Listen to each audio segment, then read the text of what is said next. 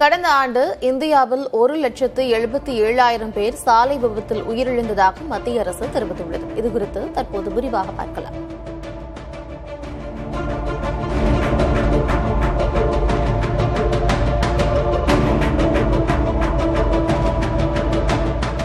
இந்தியாவில் கடந்த ஆண்டு சராசரியாக தினமும் 485 பேர் சாலை விபத்தில் உயிரிழந்துள்ளனர். மக்களவையில் சாலை விபத்துகள் தொடர்பாக திமுக எம்பி ஆர் ராசா எழுப்பிய கேள்விக்கு மத்திய சாலை போக்குவரத்து மற்றும் நெடுஞ்சாலைகள் துறை அமைச்சர் எழுத்துப்பூர்வ பதிலளித்தார்.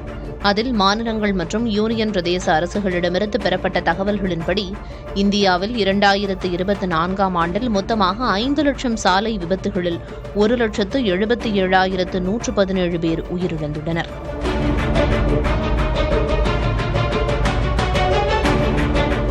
நாட்டின் மொத்த சாலை கட்டமைப்பில் 2 விழுக்காடு பங்கு வகிக்கும் தேசிய நெடுஞ்சாலைகளில் 54,443 பேர் உயிரிழந்துள்ளனர்.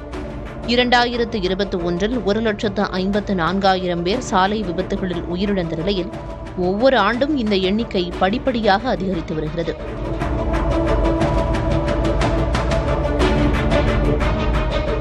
இரண்டாயிரத்து 2023ஆம் ஆண்டில் 1,72,890 பேர் உயிரிழந்தனர்.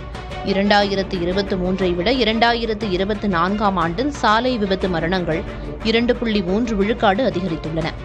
இந்தியாவில் சராசரியாக 1 லட்சம் பேரில் கிட்டத்தட்ட 12 பேர் சாலை விபத்தில் உயிரிழக்கிறார்கள்.